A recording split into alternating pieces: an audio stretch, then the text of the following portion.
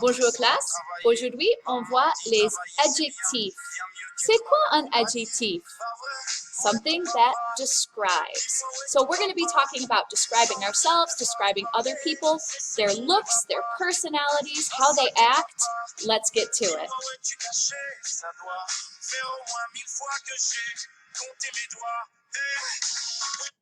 All right, les adjectifs. Notice this handout right here. You're going to see that on Google Classroom. You're going to see it in class.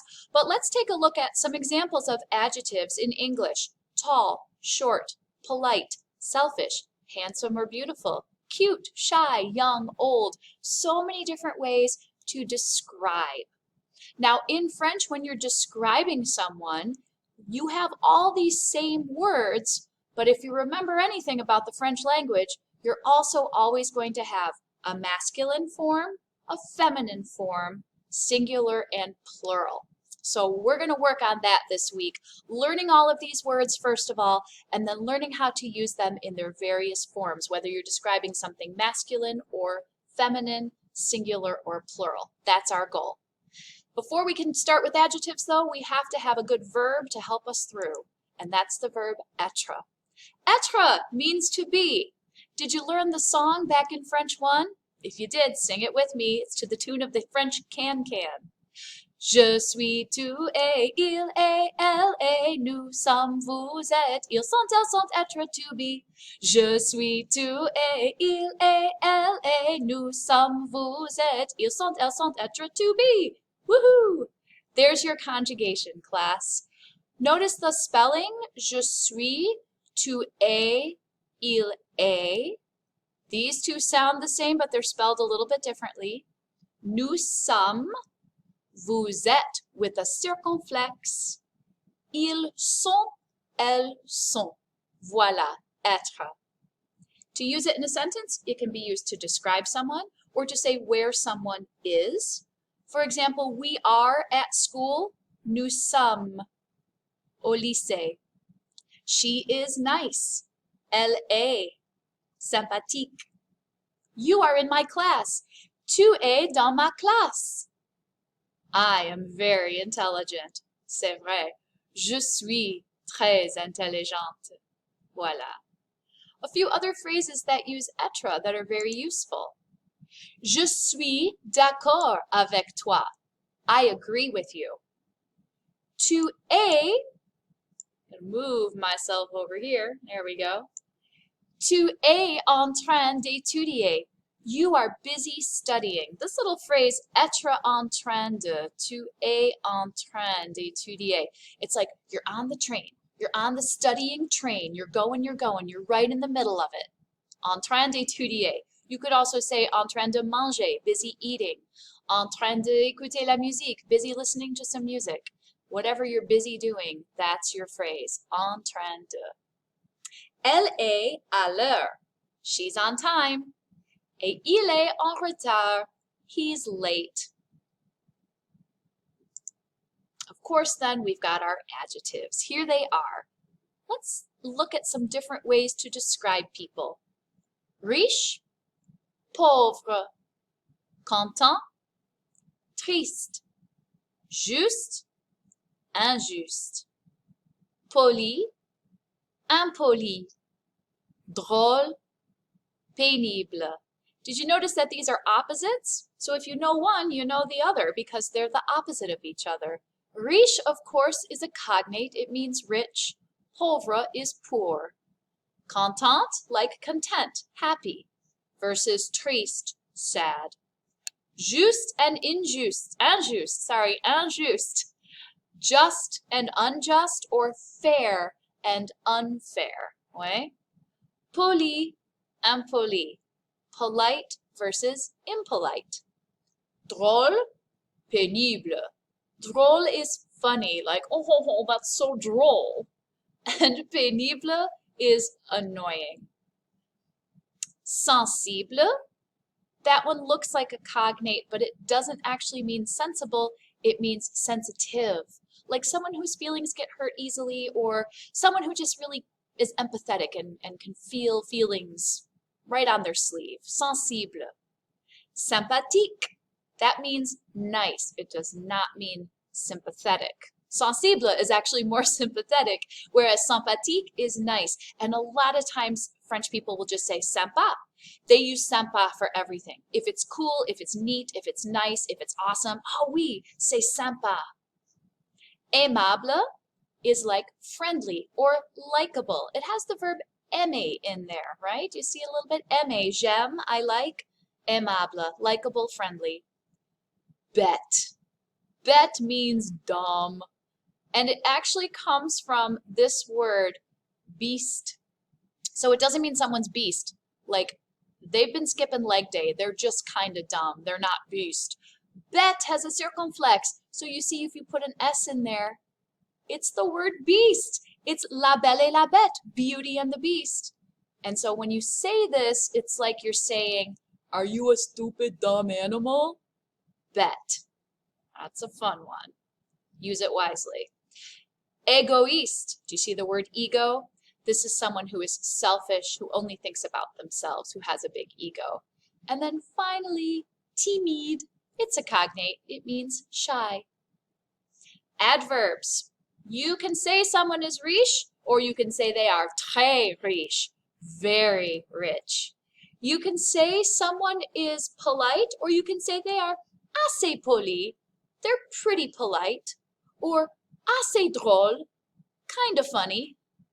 And then there's trop.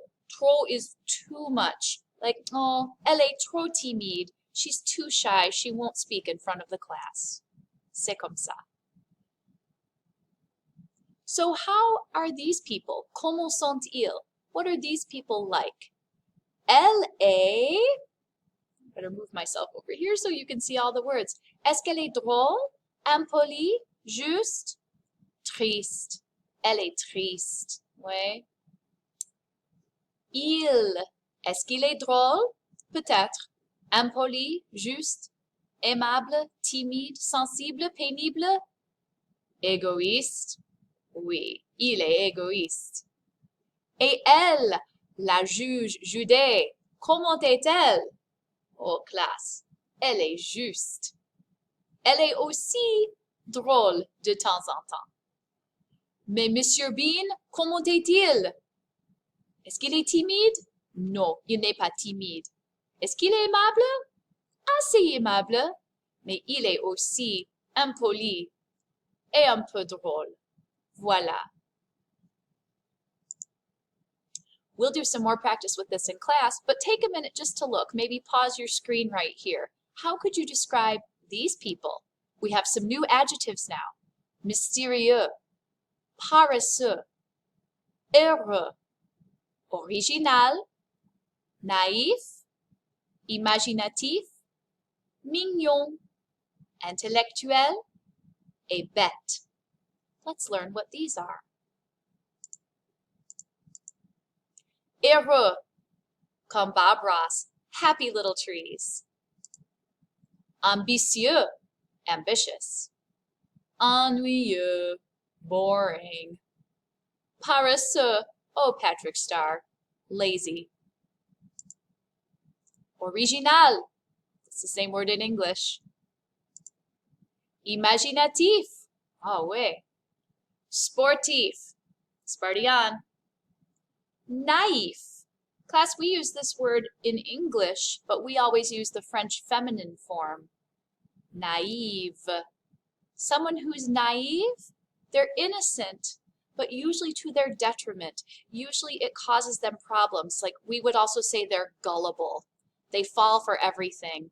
Oh, I think it's a good idea to go with that scary looking clown. What's the worst that could happen? Naive. Ponctuel, right on time. Spirituel, doesn't mean he goes to church all the time. Means witty, funny, but has a sharp sense of humor. Spirituel. Intellectuel, ça c'est évident. Musicien, doesn't mean they are a musician, it just means musical. But I guess the two go hand in hand, don't they? And finally, mignon. Aw, that's cute. Mignon. Class, you might notice that some of these when we're talking about the masculine versus the feminine form, you have to make more changes. Normally, when you say something is masculine, you leave it as it is. When something's feminine, you add an E. Well, just like some of the different nationalities that we know, for example, Américain, we've learned that one before. To make it feminine, you add an E. But Canadien, to make that feminine, you have to add an extra NE. Well, there are some of our adjectives that do the same thing. Notice musicien, the feminine form, musicienne. Mignon, guess what the feminine form is? Mignonne, extra NE.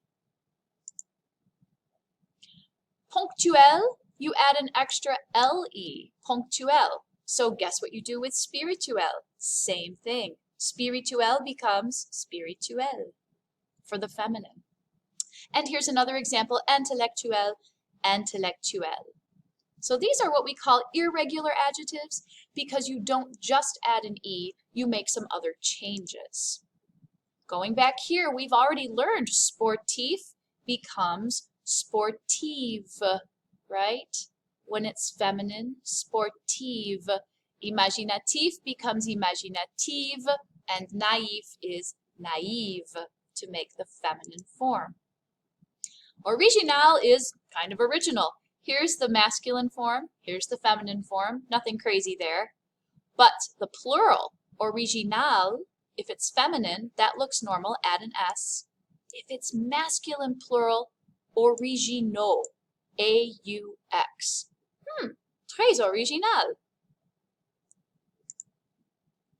Ambitieux becomes ambitieuse. Here's a feminine form that's irregular. So if you want to say someone is lazy and they're a girl, instead of paresseux, you say paresseuse. Or what if they're boring? Ennuyeux becomes ennuyeuse. That's the feminine form. Heureux, heureuse. Now that's where we've seen it before. Class, there's one other thing that I want to talk about with you today, and these are special adjectives that go in a different place in the sentence than most. Most French adjectives come after the noun they describe. That's different than English. In English, we say the smart girl. In French, they say la fille intelligente. In English, we say he's wearing a red hat. But in French, il porte un chapeau rouge. Rouge describes the hat. It comes after the noun it describes. C'est un examen difficile. We'd say that was a difficult test. They say it's an examen difficile. The word difficult comes at the end. There are some adjectives, though, that are the exception to this rule. Maybe you've heard of them before. I call them the bags adjectives. They are adjectives that are related to beauty, age, goodness, and size. So what words do you already know to describe someone who is beautiful? What word do you know for beauty? Do you know belle and beau, and even this one, jolie, which is pretty? Age, when you're talking about age, we have a few. We could say vieux, which means old, jeune, which means young. Goodness, this isn't things like nice or cute or funny. Those are all good qualities, but we're talking about literally good. Bon, and the opposite of good, mauvais. And then finally, size. You guys know these, grand and petit. And as you can see, here are some examples that we'll be talking about in class. These go before the noun they describe. Une jolie fille, une nouvelle maison, un jeune garçon. Okay, class, that's a lot of vocabulary plus a verb. We've got so much going on this week. I'm really excited for us to review and to learn our adjectives. See you in class. Au revoir.